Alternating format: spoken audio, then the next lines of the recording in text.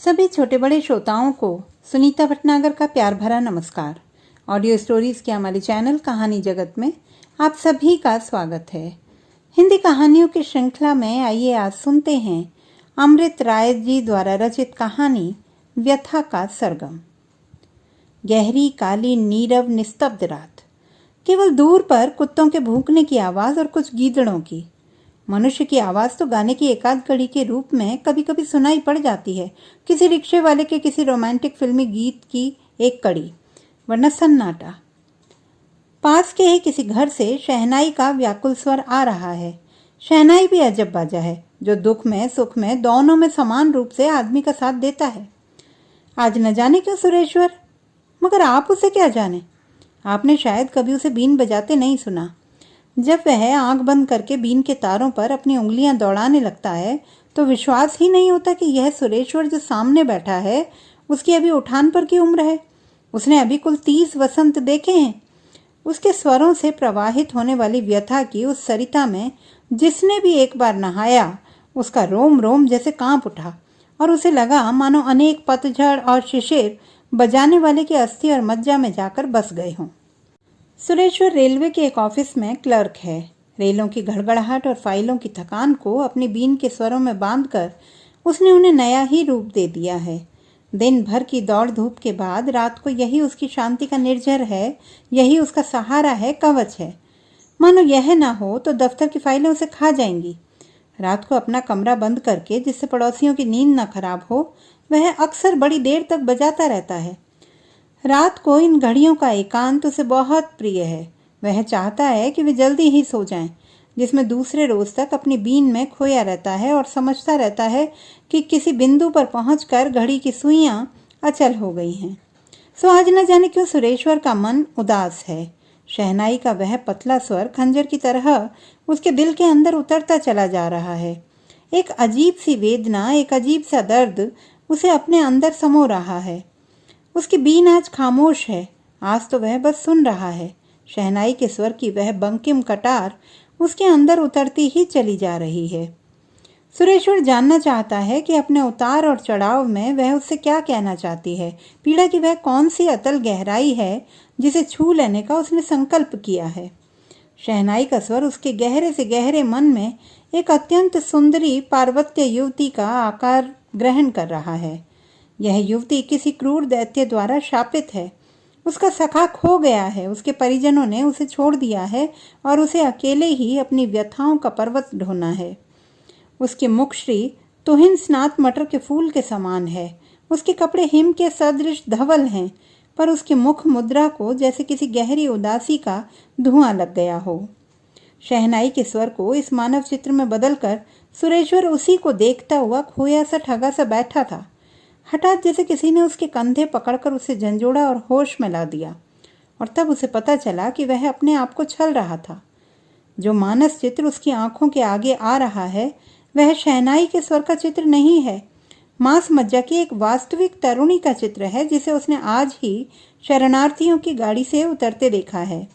वह हजारा जिले की एक सीमांत देशीय हिंदू पठान तरुणी का चित्र है।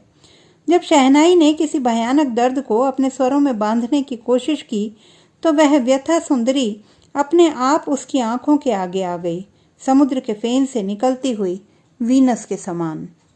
हाँ, सचमुच वीनस, उर्वशी, तक्षशिला की सुंदरी।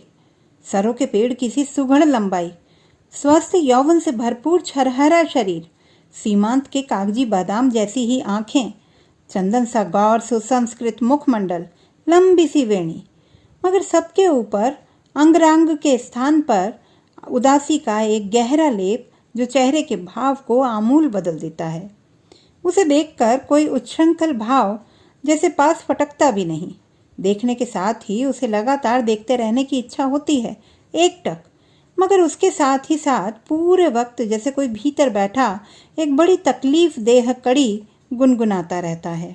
सुरेश ने आज ही तो उनके रहने की जगह देखी।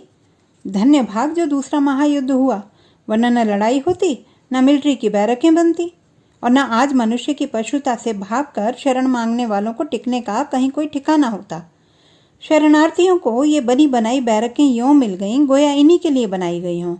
इन्हीं बैरकों में अपने घर बार, खेती किसानी, दुकानदारी से उखड़े हुए लोग अपना सारा सामान लिए दिए पड़े थे।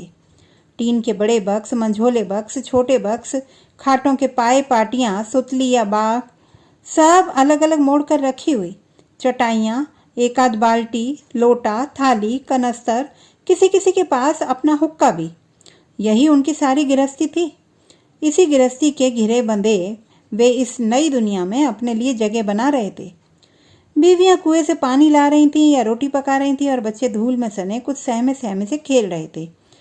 लोहता की खाक का मिलान हजारा की खाक से करके ये पता लगा रहे थे कि पशुता के कीटाणु कहाँ ज्यादा हैं और अपने जहन में उन डरावनी शक्लों को निकालने की कोशिश कर रहे थे जिन्होंने उनकी नादान जिंदगी को भी चारों तरफ से डर की रस्सियों से कस दिया था। यहीं इसी नई दुनिया में उस शाम को सुरेश्वर ने उस व्यथा सुंदरी को हल्के हल्के रोटी सेकते देखा था और उसकी विपत्ति की कहानी सुनी थी एक ऐसे आदमी से जो बन्नों की पुरानी दुनिया में भी उसका पड़ोसी था और आज इस नई दुनिया में भी जिसकी दीवार ही न उठ पाती थी, क्योंकि वह आदम के बच्चे की हाड़तोड़ ईमानदार मेहनत की पुख्ता नींव पर नहीं बल्कि पब्लिक की दया की थोती भुसभुसी नींव पर आधारित थी। सुरेश्वर के यह पूछने पर कि उन्हें यहाँ कैसा लगता है, जिला हजारा की रहने वाली उस व्यथा सुंदरी बन्नों के पड़ोसी उस अधेड़ आदमी ने जो बात कही थी वह सुरेश्वर को भूलती नहीं। किसी की भीख के टुकड़े पर जिंदा रहने से ज्यादा लानत की बात दूसरी नहीं होती बाबूजी। उसी से सुरेश्वर को यह भी पता लगा कि बन्नों की शादी हाल ही में हुई थी उसी गांव में जबकि मारकाट शुरू हुई। उसके आदमी को कातिलों ने नेजा भोंक कर मार डाला और इसे उठाकर ले गए। फिर बन्नों ने वहां क्या देखा और कैसे एक रात जान पर खेल कर वह भाग निकली और छुपते छुपते दूसरे भागने वालों के संग जा मिली, इसकी एक काफी साहसिक कहानी थी। वह अधेड़ आदमी जब शाम के धुंधलके में एक छोटी सी चारपाई पर बैठा वह किस्सा सुना रहा था, उस वक्त उसकी नायिका बन्नो इतने भयानक अनुभवों, पीड़ाओं और साहस को अपने उस नाजुक शरीर में समेटे खामोशी के संग रोटियां सेक रही थी। उसी खामोशी से अपनी तकलीफों को सहते सहते वह कुछ कुछ विक्षिप्त से हो गई थी। बोलने या हंसने में भी अब शायद उसे तकलीफ होती थी। उस दुनिया की तमाम और चीज़ों के संग जिनमें उसकी अस्मत और उसका पहरेदार भी था, उसका बोलना और हंसना भी जलकर राख हो गया था। 5,000 या 50,000 साल पहले आए भूकंप में उसकी जिंदगी के बिना प्लस्तर के टूटे मकान में उसकी उमंगों के पंछी भी जहां तहां मरे पड़े थे। जो कभी सर्द लाशें थीं वही अब ठठरियां हो गई थीं और शीशे की तरह चमकीले किसी पत्थर में गोया हंसी बीच में ही रुक गई थी, मुंह खुला का खुला ही रह गया था। बैरक के पास ही कुआं था, कुएं के पास ही एक कोठरी सी थी। पता नहीं लड़ाई के दिनों में वह किस काम में आती थी, अब तो वह खाली पड़ी रहती है। लड़के दिन के वक्त उसमें लुकते छिपते हैं। आज शाम के 7:30 बजे उसमें अचानक बड़ी जान आ गई थी।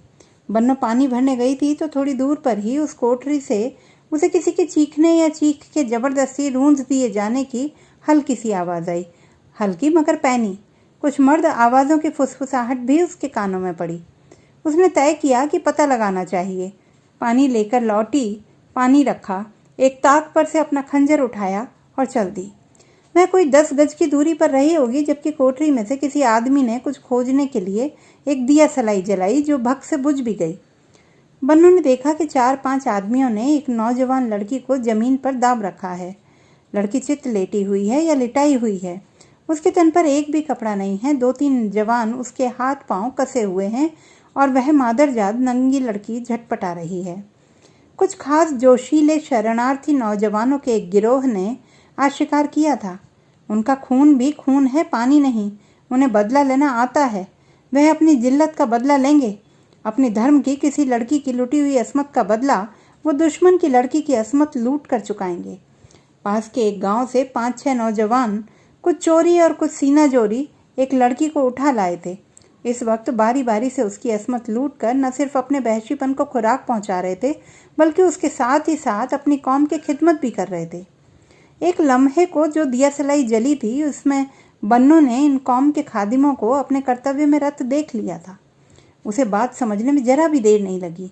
एक तो स्थिति यूं ही दिया सलाई की लाल सी रोशनी में इंसान की हैवानियत की तरह स्पष्ट थी। दूसरे बन्नों, उसे कुछ भी क्या बतलाने की जरूरत थी, वह जो कि खुद ऐसे ही एक नाटक की नायिका रह चुकी थी। बन्नों के भीतर बैठे हुए पशु की आत्मा को गंभीर संतोष मिला, गहरी तृप्ति का सुख। इसे ऐसे ही चीर डालना चाहिए। इसी का खुदा उन जानवरों का भी खुदा है, इसे यूं ही चीर डालना चाहिए। बन्नों के भीतर ही भीतर पैशाचिक उल्लास की लहर दौड़ गई, मगर कोई 1.5-2 मिनट के अंदर ही एक विचित्र मरोड़ के साथ एक दूसरी लहर उठी।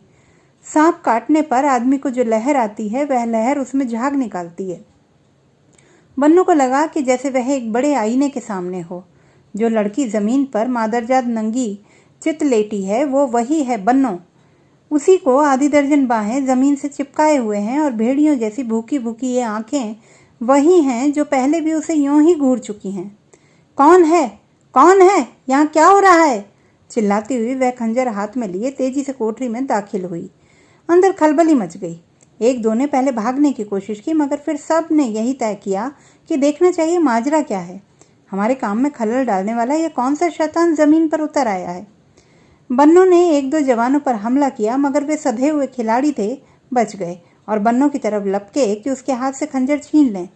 मगर इससे पहले कि वह ऐसा कर पाएं, बन्नों ने बिजली की तेजी से दौड़कर उस लड़की के पेट में खंजर भोंक दिया और वही खंजर अपने सीने में चुभो लिया। तो दोस्तों, ये थी हमारी आज की कहानी। आपको कैसी लगी कमेंट बॉक्स में लिखना ना भूलें। चैनल को सब्सक्राइब करें, लाइक करें और मित्रों के साथ शेयर करें।